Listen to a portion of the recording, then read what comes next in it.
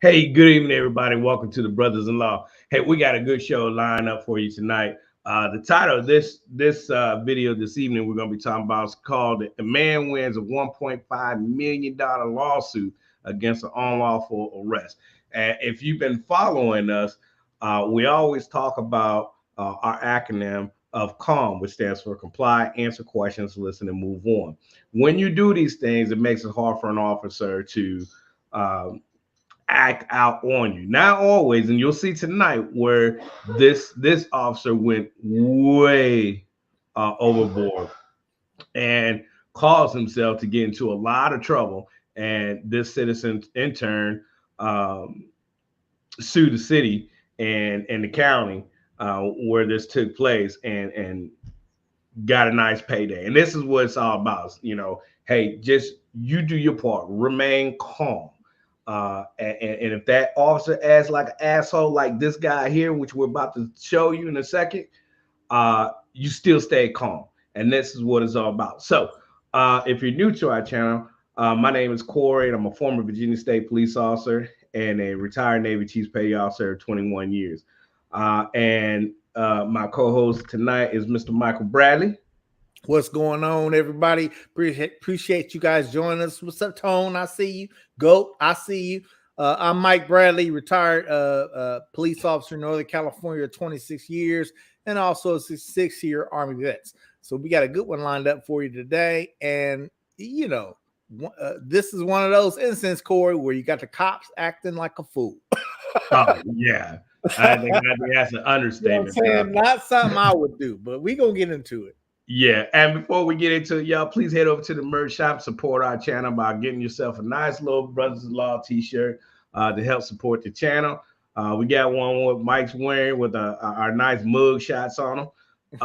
And help support our channel, grow, get the message out of staying calm. Again, that stands for comply, answer questions, listen, and move on. If you're new to the channel, please go ahead, hit that like, share, and subscribe button so you stay up to date on all the latest videos when we go live.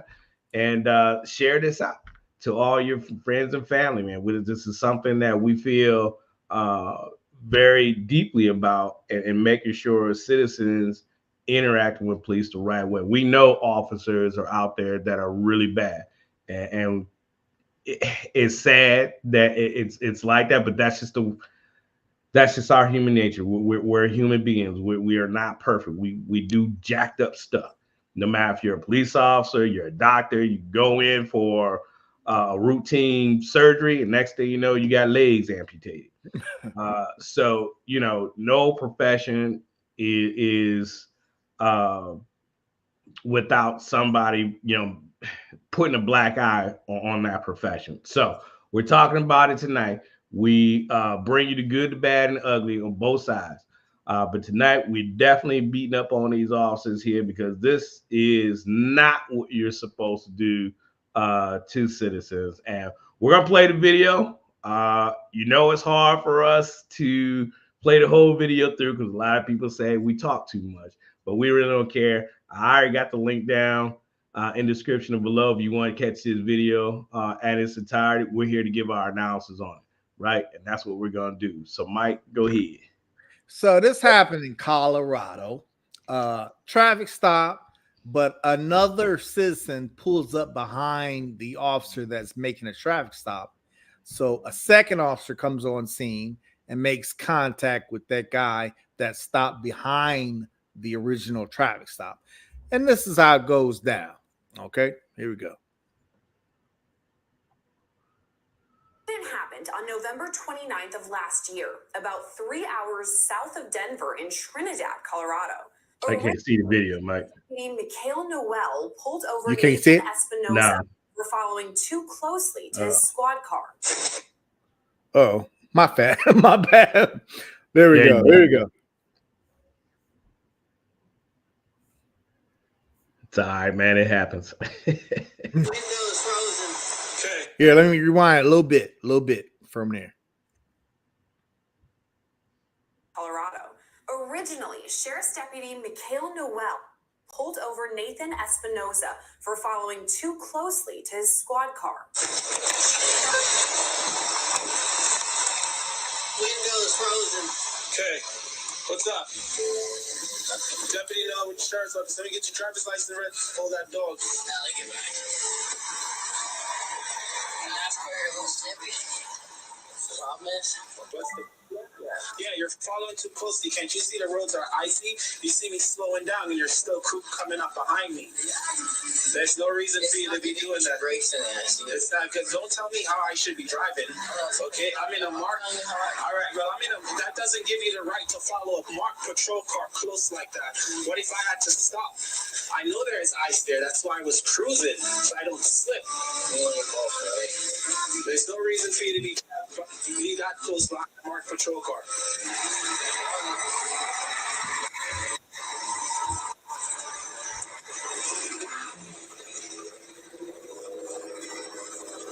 Okay, when you find that thing in the vehicle, your registration and insurance, I'll be back.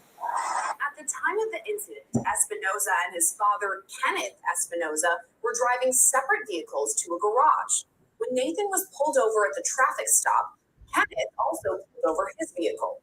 Body camera video shows Lieutenant Henry Trujillo approach his vehicle.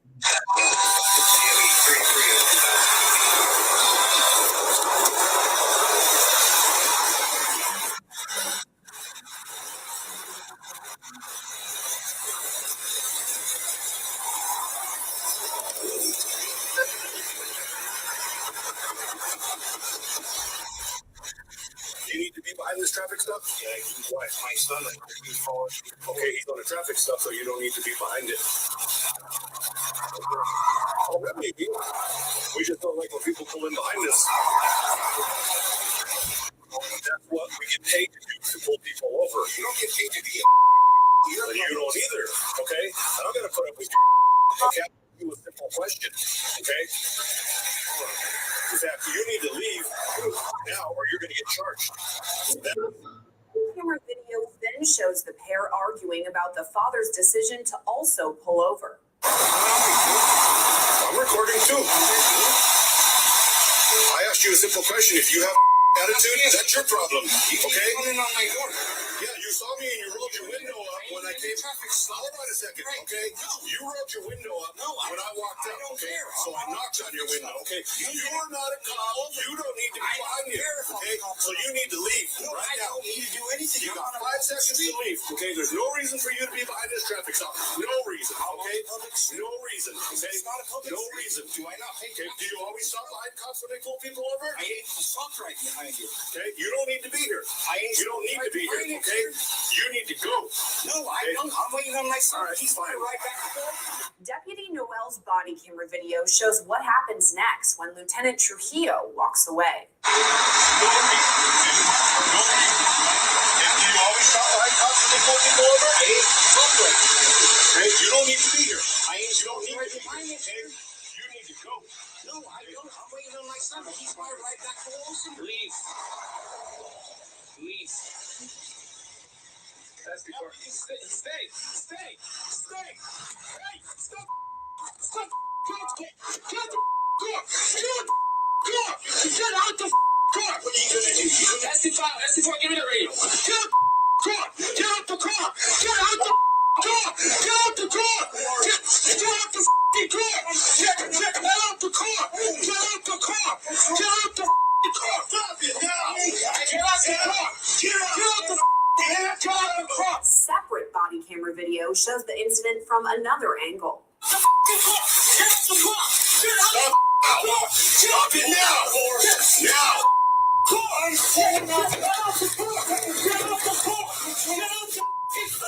Now! Stop it now! Get out! Get out of the car! You see it? Get out of the car. You see it? Are you recording it? Yeah, we're recording it. Yeah. What the hell do you think you're doing? I ain't doing anything. Okay. Now you're on a traffic stop and you're trying to drive away? Okay. Call state police. Control has nothing to do with anything. Okay, they don't have jurisdiction over us. Get out of the car. No. I got my truck. I don't give a put it in park. I just did. Don't pull away from me. I'm not. You're going to get lit up. I'm not. Okay, you're going to get lit up. Hold on, I'm going to get out. Get out the car. I'm just fine with you. Hold on. I'm not. I got the car, man.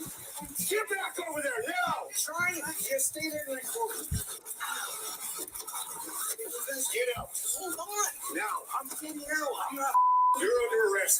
I'm not. Get out. Turn around and face the truck. You're under arrest. Okay, guys. Put your hands behind your back. Put your hands behind your back. The video shows officials tase Kenneth while attempting to get him into the back seat of a squad car. Get out of the car! Hey, now! Get out the car! Hey, do you see the f***ing car? Do you see the out of the car? You see the recording? Yeah, we're recording it. How do you think you're doing? How you doing? Let me see. Yeah, you're on a traffic stop. You're trying to drive away. Get out the car. Fall asleep. Get out the car. It has nothing to do with anything. Hey, they don't have to. Get out of the car. Put in this car. I just seatbelt is off. You know, pull away from me. You're gonna get lit up. Okay, you're gonna get. You're breaking the car, man. Hold on, I'm gonna get out. Get out the car. Get out the car. Continue. Hold on. I'm gonna get out the car, man. I'm get back over there now. I'm trying. Just stay there and record. Ow. Can you guys get out? Hold on. Now, I'm getting out. I'm not. You're under arrest. I'm not. Get out. Turn around and face the truck. You're under arrest. Okay, guys. Put your hands behind your back. Put your hands. Settle down. Put your hands behind your. Put your hands. I'm going peacefully, son. Settle down. What's going on here? Just. Hey, he's recording this case, but that's fine. We can record all you want. You do what you're told, all right? You think it's okay to do traffic stops? Not do what you're told. Now you go to jail. That's all right. I'm gonna turn around and face the truck. I'm already told.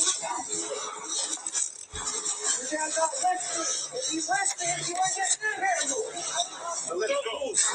Let's go. Okay. So, let's pause it right there for a minute, Corey. Yeah, let's get it. Now, I mean, these officers, they turned this situation into something way worse and way more than what it should have been. You know, I've been on traffic stops before where someone pulled. Let's make this up front. I've been on stops where someone pulls behind you. Citizens don't know. They don't know. It's unsafe to pull behind an officer who's actually on a traffic stop. Okay. It's a safety issue. But the way I handle that is, you know, if I see somebody pull up behind the officer who's making a stop, I'll calmly approach them. Okay. And calmly explain to them, is there something I can help you with? The reason why I'm contacting you is because you pulled over behind this officer who is making a traffic stop. And I would explain to them why that's an unsafe thing to do. You know, it's unsafe, folks, because the officer who's making a traffic stop, they don't know who you are. They don't know if you are someone waiting to try to shoot them. They don't know if you're with the person that they're stopping and you might cause a problem. So their attention is now divided from the person they're stopping and the person that stopped behind them. So that's why it's unsafe to stop behind someone who's an officer who's on a traffic stop. Okay, let's put that to rest. That's why it's unsafe. However, this officer came up. He was very abrasive, very confrontational. He seemed like he had no interest in explaining to this citizen in a calm way why it was unsafe for him to park behind him. Yeah, I understand your son is following you, or you're following your son. Okay, that's reasonable. You know, I can understand as an officer why a citizen would think it was okay to pull behind some officer making a traffic stop. I can understand that. He had a perfectly good explanation why he would have thought that that was the thing to do. So, you know, I'm going to calmly explain to them, no, this is what you should do, and this is why you shouldn't do this. If you could you pull up into the front of the officer? That way, the officer is already looking at towards the front of the vehicle, so he knows that, okay, you're not trying to do anything bad to me. You must be waiting for this person that I'm stopped with. Okay, so keep that in mind, folks. When you see an officer on a traffic stop, if you are with the person that they're stopping, pull in front of the officer, not behind the officer. Okay. Now, that being said, these officers, Corey, Well, pull in front, pull in front, pull in front of the person that got pulled over, not in front of the officer. Right. Let's be clear with that. So it is an officer safety issue, folks. Like Mike said, the risk of somebody getting hurt is always high when on a traffic stop. By you just stopping behind them ups it a little more, because now you as a citizen, you just pull behind me. We, like Mike said, we had all the time. Happens all the time. Happens every day. These type of situations happen every day, right? I can't speak for every officer out there. I can only speak for myself and those that I worked with. And so that's how we would handle it. I would calmly get out the car. And I always, like I told Mike before the show started, I always used to sit in my car, but I was on a traffic stop and I had my rear radar system on. So I get that Doppler tone, which is a real aggravating noise, and it'd be a loud pitch noise. And as the vehicle slows, it goes down. So it's a,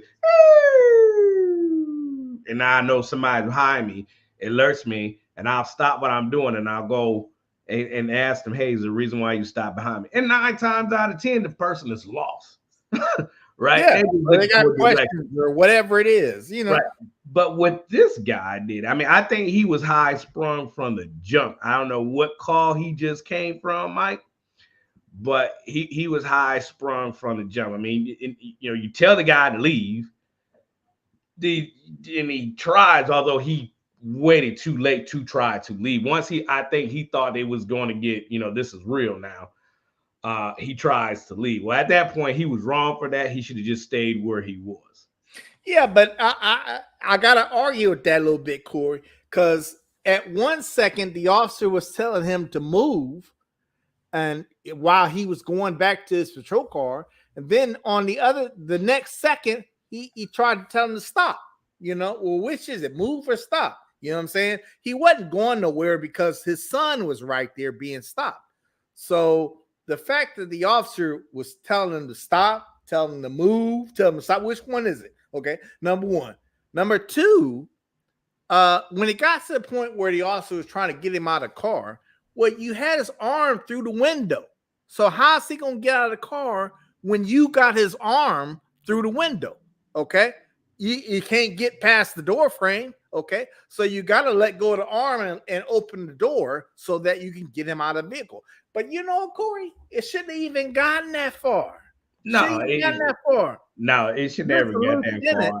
Came up and knocked on the window. Okay, I got no problem with that. I got no problem with the lieutenant actually making contact. It was how he contacted him. And his contact escalated the situation and turned it into something way more than it should have been. This driver, this dad, he did something wrong, but he didn't know he did something wrong. And like Tone said, the problem is hardly anyone knows about pulling up behind an officer. He didn't know about the tactical safety issues of that. But this lieutenant treated him and came across to him like he stole something. You know what I'm saying? Instead of calmly and tactfully explaining him why he shouldn't stop behind someone making a traffic stop. Yeah, it's almost like he almost assumed that this guy knew what he did was wrong. Like I know on the interstate there are signs posted throughout the interstate that you cannot stop on the interstate, right? Unless it's obviously an emergency. But if he were on the interstate, I mean, the guy could have just, okay, let me get your driver's license registration. all right, in charge of improper stopping on the highway. I mean, that is a charge here. But like I said, it shouldn't even got to this point. And my big thing, Mike, is the guns drawn. Well, this guy here, the lieutenant, he had his taser, and I think the other guy transitioned to the taser too. But it's hard to tell if he had a gun out at first or not. But okay, if the guy's gonna go ahead and lead, if I was the officer on the original stop, I just, hey man, hold up. Hey, you leaving? Just pull in front of your son until we're done. I mean, there's so many other ways they could have handled this instead of going 0 to 1,000 in the drop of a dime. And it's like once you get there, once you get to 1,000, Mike, it's hard to draw that back. Right now, the damage is already done. You didn't effed up now. you didn't messed up now, right? And they act as though they didn't do anything wrong. But as you keep playing the video, we'll see where they made their mistake. Yeah, I mean, had this officer just calmly and tactfully told him, pull in front, or this is why it's a bad idea, would you mind moving in front? This guy probably would have had no problem. Oh yeah, sure, I'll do that. And that would have been no problem. But right up to this point so far, these officers are handling this situation terribly. They are not, this is not the way you and I would have handled this, Corey. It wouldn't have gotten nowhere near the point where I'm drawing a taser or a gun. And I wouldn't have been yelling or none of that stuff. Let me answer Tom's question. It says, so stopping behind the officer is a crime. Improper stopping on the interstate is a crime. So, all right, if you're supposed to make sure your car is full of gas. If you're driving down the highway and you pass like 6 exits and all those exits have gas stations and you know you need gas, but then you fail to stop to get gas and you run out of gas on the highway, I can charge you, and I have charged people with improper stopping on the interstate. Well, that's on the highway. Hold on, but pulling up behind an officer because you may have a question, nobody's gonna hit you with a charge. Although you really should not be stopping on the interstate. Yeah. If they wanted to, could they? It depends. If you got to a situation like this, then yeah, maybe I would. But that's one of those code sections, Mike, that most guys don't write unless you're being a dickhead. Right. If you're being a dickhead, you're gonna get hit with that charge. But 99.9% of the time, Tone, nobody's gonna write that. Yeah, it's not a crime, Tone. But from a tactical perspective, from an officer's tactical perspective, I would never encourage citizens to pull up behind an officer who's actually engaged in a traffic stop. There's so many things that can happen in a traffic stop. We don't need a second person who's not involved to try to pull up behind me and watch me. I don't know what you're doing. You know what I'm saying? So I have to be safe. But the way to handle that is not to bang on your window and demand you move or else. You know what I'm saying? I'm just going to explain to you why that's not a good idea. And 9 times out of 10, you're going to agree and you're going to say, oh, I see, officer. No problem. Let me pull in front of the guy that I'm waiting on. And that way the officer can see me and see everybody else. Okay. Right. So, the majority of the officers are going to do just that. Yes. They're going to say, hey, just pull in front, or hey, if you need to leave, can you go to the next exit up or whatever. But here, what I've always done, just pull in front. Hey, just pull in front or sit tight, or I will leave them behind me. I mean, especially if I know it's a family member, I will leave them behind me. But the real thing is, like, I've one instance I had before, I was dealing with somebody had drugs and guns in the car, and somebody pulls up behind me. I was kind of a little amped up because it was one of those situations where we had guns drawn and everything like this on this, and then here comes this vehicle out of nowhere pulling up behind us. Well, I don't know. You know what I mean? So you kind of amped up there. I'm like, hey, what are you doing? Hey, I'm just lost, trooper. Hey, no problem. This is what you need to do. Most officers, for the most part, Mike, are going to do the right thing and just do it. But like you said, a lot of citizens aren't aware that, oh, it's not a good idea for me to pull behind an officer while they're on a traffic stop, because they could be dealing with anything. And now, again, like I said earlier, you up to any of them. Now, the longer they're on the side of the road, the greater the risk for them to, get hit by another vehicle. Now I got to worry about you stop behind me now.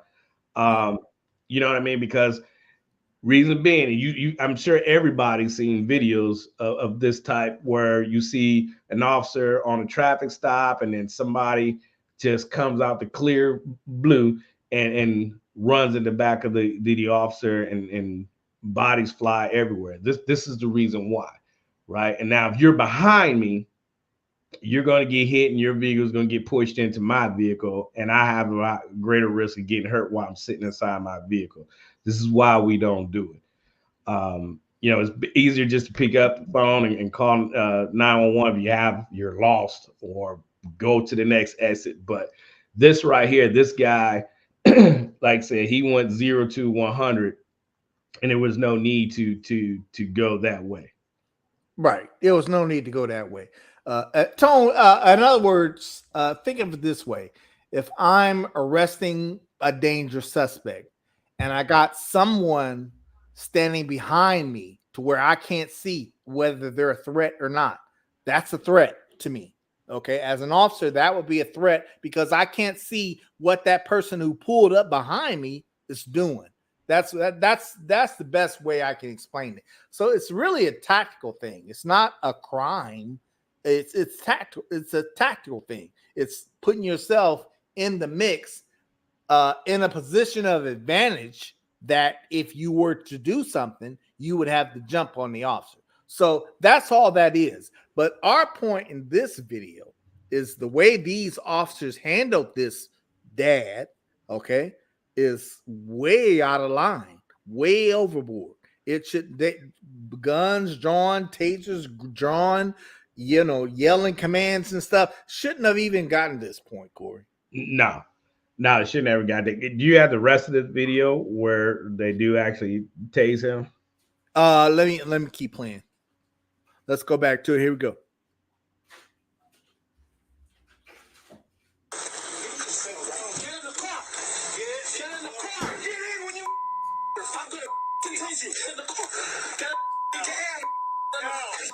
Turn around and face the car. I'm already cuffed.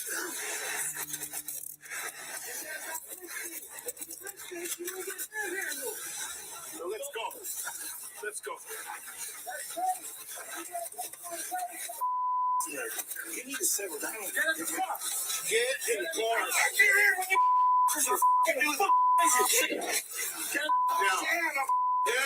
But moments after Kenneth is seated in the back seat of the squad, he's pulled out once again. You have your wallet on you?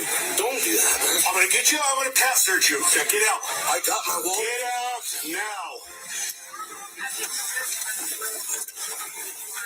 Get out. See?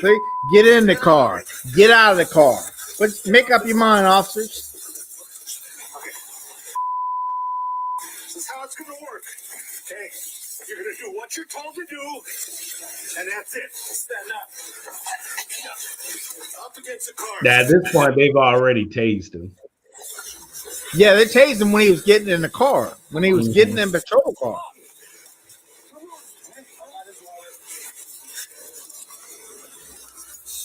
Quit acting like an idiot. You acting like something. I got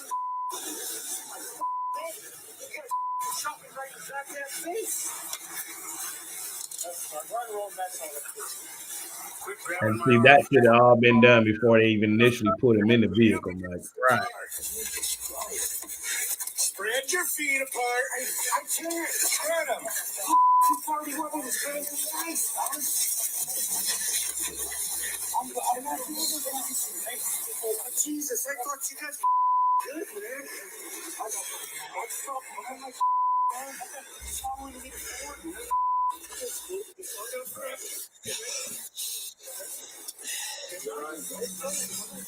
Kenneth can be heard saying the situation is excessive, arguing he was tased in the face. Come on, guys, this is excessive. Come on, man. This is ridiculous. Quit acting like an idiot. I ain't acting like nothing. I got a taser piece in my leg. You guys shot me right in the damn face. Later, Deputy Noel can be heard explaining what happened, arguing Kenneth tried to run him over. Hold on to the car, trying to open the door. Start, get out the car, stop the car, stop the car. He's runs it while I'm holding on to the car. So I had it in my gun point. Then he puts the Yeah, he did have a gun out. They did, yeah. while I'm still holding on to the car. And trying to get him out of the car. He had the car and drive and accelerated to get anyone over. First responders then discussed the tasing incident before taking the father to jail. We tried to get him out, he was refusing, and then when we tried to put him in, he was refusing. So I tased him, but he fell back, so one hit him here, one hit him in the chin or something. So we'll have Matt come take a look at him. And then I tried to get him out the cat search and get his wallet because he wouldn't tell me anything. And then that's when you rolled up. Okay. I'm gonna get him over to the jail. And see, Mike. Kenneth Espinoza was originally charged with resisting arrest and assaulting a police officer, but those charges have since been dropped. His attorney says he plans to file a civil suit against the sheriff's office. Reporting for Law and Crime Network, I'm Sierra Gillespie. The problem with That had been multiple people barking commands, we always train if you're the initiating the traffic stop, you're the one to bark the commands. Even our supervisors and things understood that it's your stop. You give the commands. You can't have 6, 7, 8 people. Let me see your hands. Get on the ground. Turn over. Get on your back. Get in the car. Get out the car. Okay, give me ID. Give me the. You know. So back to basics. You know, once the individual is detained or you place them under arrest, you already go ahead and do your pat down before you put them in the car. They should have got all that before they put him in the car the first time. And then you realize, oh, he's got his ID, or oh, I forgot. And see, this is what happens when you go 0 to 1,000 so fast. You start getting sloppy, right? And this is a prime example of that. Why you can't go 1,000 miles, trying to handle a situation just because you think the guy's, being an asshole to you, whatever, or you up on your, you can't touch me type attitude. And this is what happens: you make mistakes, and they made mistakes. They made mistakes. I mean, yeah, they made mistakes tactfully. They made mistakes morally. Okay, come on, man. There's a better way to handle somebody pulling up behind another officer on a traffic stop. I really can't get past that, because that initial contact that the officer did with him should have been way different.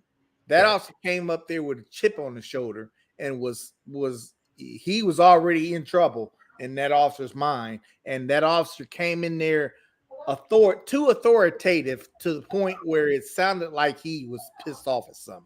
Yeah. You know what I'm saying? And you're right, Go. That's the sad part. And this is why people don't trust the police like that. We fight every day trying to, do the right thing and try to build a relationship with the community to show that every officer is not like this guy right here, or actually both these guys, right? Reading into this story, Mike, seems though that this officer has a history of doing jacked up things, had a history of having restraining orders on him, a host of other things that happened prior to him being hired. He should never have been hired on this in this department.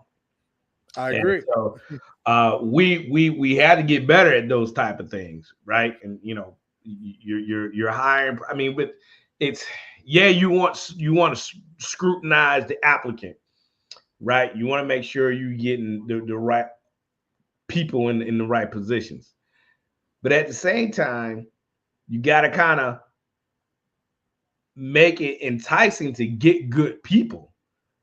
Right, when people see how police officers are being treated, nobody wants to be a police officer. So you kind of lower your standards a little bit, or we got to do this, that, and the other to get our numbers up because the guys are out here being stretched thin out here, pulling double shifts and triple shifts because they don't have the money.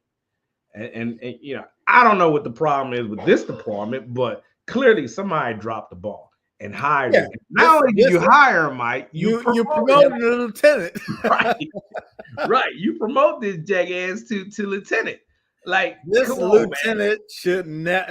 The department is going to feel that oversight. Okay, why they hired him as a cop in the first place, I have no idea. With that type of history, yeah, folks, this lieutenant apparently had some history of restraining orders against him. Some kind of domestic violence type stuff, if I recall, stuff that would definitely point to him having a problem being too aggressive. Okay. Right. You think, you know what I'm saying? Yeah, you probably should have looked at that a lot closer as a department when you hired him. Or you made a terrible mistake by overlooking that and hiring him in the first place. Okay. Right.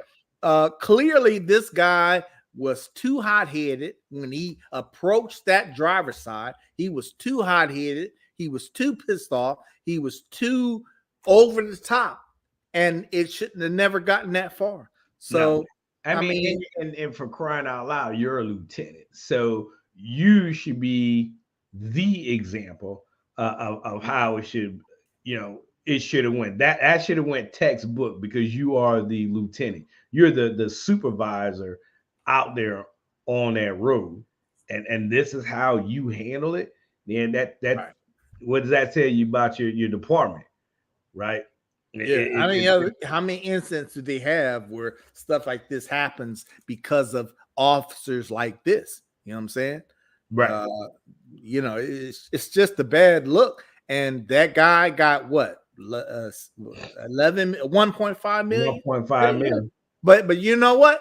That's where you fight your battle in court, and he got 1.5 million because and like Tone said, yep, C.A.L.M. The acronym C.A.L.M. got him 1.5 million. Yeah, he really. I mean, and you notice that the charges all got dismissed, right? Because did he resist? No. You made it hard for him to get out of the vehicle. Yeah, because you had his arm stuck out through the window. Come on. You made it hard for him. You got him in handcuffs, but yet you're sitting there trying to say that, tell him to quit grabbing your arm. Well, it's kind of hard for him to grab your arm when you're the one that got his arm pinned up in the back. He can't, he might have grabbed you a little bit, but that's not that's not a true definition of resisting. Yeah. I don't think this driver really did anything wrong. No, he didn't understand why you shouldn't pull behind an officer, which should have been explained to him in a actable way. Okay? That part. And had it been explained to him, he might have said, "Okay, officer, I'm sorry. Let me move in front, or let me do whatever you want me to do, so I can, because I understand the officer safety part. I want you to be safe." That probably would have happened if this officer would have explained that to him in a nice, calm way. You know what I'm saying? Again, going back to some of our other videos where we talk about things, I always say that, it's a two-way street. As officers, we expect citizens to be a certain way. In this case, the citizens expect the officers to act a certain way. Yeah. Right. And he might have been what's the word? He might have been flipped with the officer in the first initial contact. Why I don't have to move. You know what I'm saying? I understand that. He was probably pissed off because the way the officer was coming at him. The officer's coming at him like, look, man, you supposed to know this, right? Right. So, That's key too, Mike, because we always say we feed off of the citizen in the stop. Well, if you're snotty, then I'm gonna be snotty right back with you. Well, you can't be like that. Again, this guy might have had a bad day. We don't know, but that's where you got to learn to bottle that stuff up. As an officer, not an excuse. Right. This guy here had nothing to do with your last encounter. Right. Right. And so had he explained it the proper way, and for crying out loud, this is what pisses me off the most. You're a supervisor, you're in leadership role, and you're acting like this. Like I'd question everything about that department, from the promotions to the hiring. Like, what is going on in your department that you got hothead guys like this? And these are the type of people that give the good officers the bad reputation. The guys that really got to look over their shoulders, the guys that got to put up with the name calling and being called a terrorist and all kind of foolishness, because you're just out here trying to do your job. But see, those guys that do stuff like this, they're no longer with the department. They're fired and gone on to whatever, but you're still here. You still have to deal with all that. And this is what pisses me off the most about cops like this. It's just a straight black eye on the department and all those men and women who do the right thing out there. Tone says, can you both break down the difference of working with a partner versus working alone, as you both have? Tone, really, the biggest difference is really just having somebody in your car at the same time. At our department, we didn't have partners where we rode with someone. We were solo. We rode by ourselves. But your partner was the person you responded to the call with. If you working with someone at the call doing what you're doing or something, that was your partner right there. So it really is. Would I rather have a partner or be working alone? Depends on what I'm doing. You know what I'm saying? I mean, there are times where definitely I'd rather have a partner. You know what I'm saying? But it really boils down to whether or not you are alone in your patrol car versus with someone else. That's all.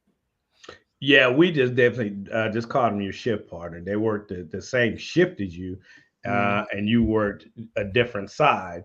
Yeah, of the city or whatever.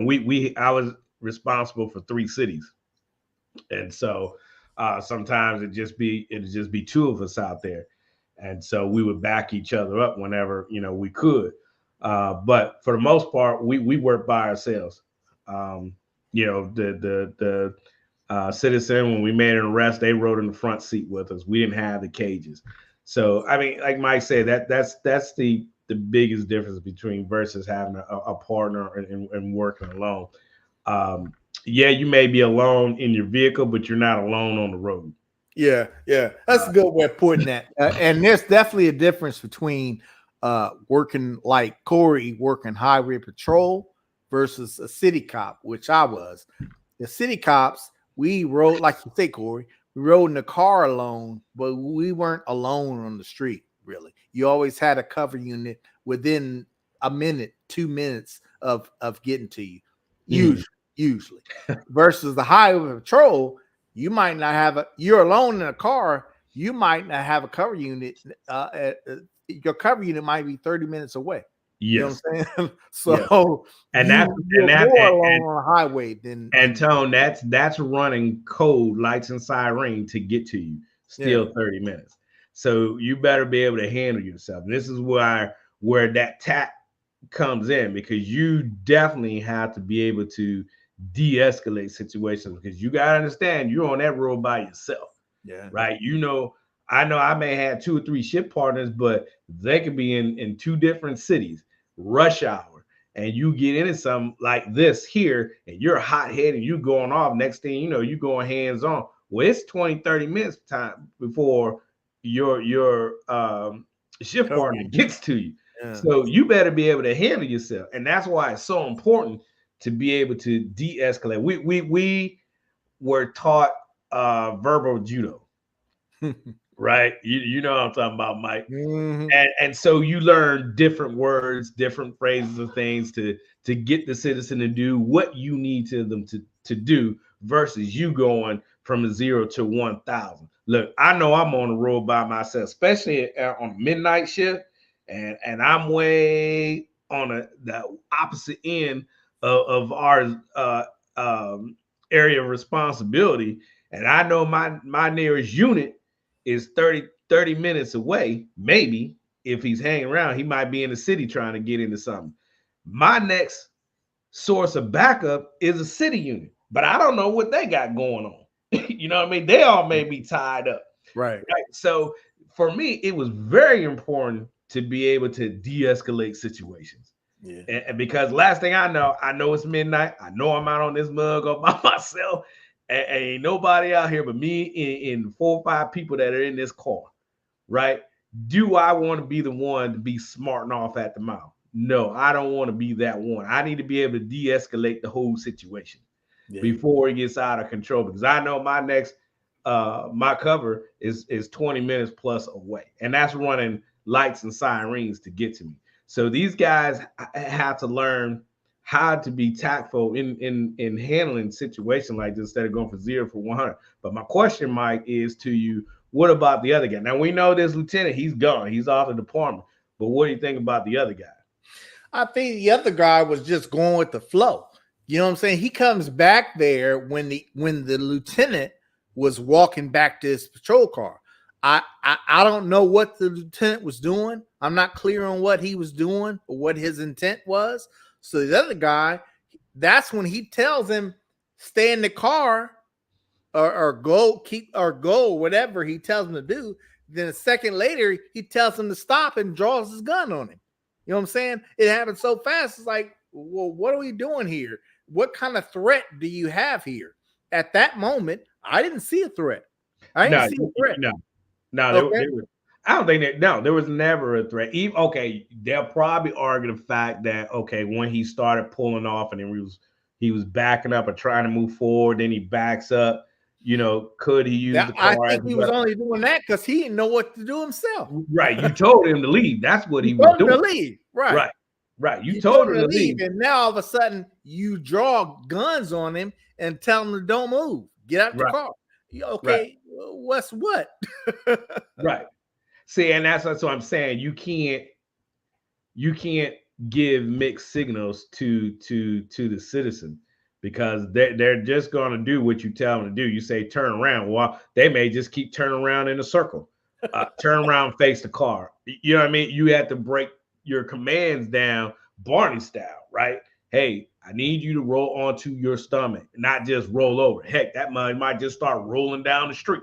You know what I mean? So you have to be. That's why it's so important for one person to give the commands. Right. You have to have one person. But again, it should never, in this situation, it should never have gotten that far. You know, these officers were wrong.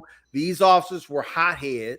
These officers handled this in a way that was very unsafe. It was unsafe, in my opinion. Okay, you would escalate in a situation way more than need to be. There was this guy was not a threat to you at that point. You know what I'm saying? So that should have been way down here at a lower level, and it shouldn't have went this way at all. And I blame the officers for why it went this way. I would not have handled it that way.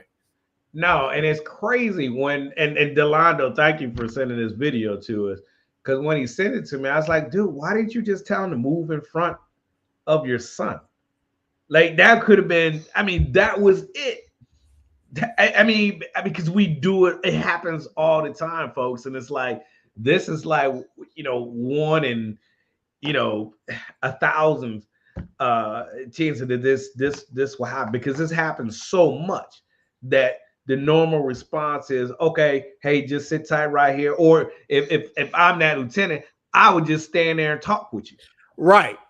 Even if you couldn't move in front, I'm going to stand right there and let me keep engaging you so that we just sit Right. We just sit there and chop it up. We, Right. hey, yeah, hey, what do you do for a living? Blah, blah, blah. Okay. And just talk. Right. Until you see that he was done. All right, hey, you free to go. Go ahead, just pull out safety. Have a good day. Right. Yeah. There's so many ways that this could have been handled differently than going, from 0 to 1,000. Almost like you were itching to get into something today. Like he's gone weeks and months without going hands on. He had that itch that he needed to get into something. Yeah. But clearly these guys were in the wrong. I think the other guy probably got fired too. I wouldn't be upset if he did get fired because he did not help the situation himself either. Because he was balls to the wall too. I mean, he was definitely out of control himself. So I think in the end, I think that both of them were fired. But if the other guy got fired, hey, good on him too. Now the thing is to make sure that they don't get on to any other departments across the country if they choose to move and get into anything else. But we can do our part, y'all, by making this guy famous so he does not get into any police department by sharing this video out. So if you haven't done so already, please go ahead and hit that like, share, and subscribe button. Let us know what you think about this video we showed you tonight. I think it's pretty cut and clear, Mike, that these guys were definitely assholes. They did not represent the police force. We telling you that just like completely unbiased is whether or not we would do that or not. And we would not have done that, would not have handled that situation that way. Yeah. So 1.5 million was well deserved. Unfortunately, it was deserved because they did him wrong and did too much. I think the most important part of that, Mike, is he got to live to enjoy that money. That's right. He did follow the acronym C.A.L.M to a degree where he was alive, right? And he was able to go to court and he was able to sue and got money for it. So that's a plus. Right. That's why the C.A.L.M acronym is so important, which stands for comply, answer questions, listen and move on. Folks, we're going to go ahead and wrap this one up for tonight, but we truly thank you all for joining us.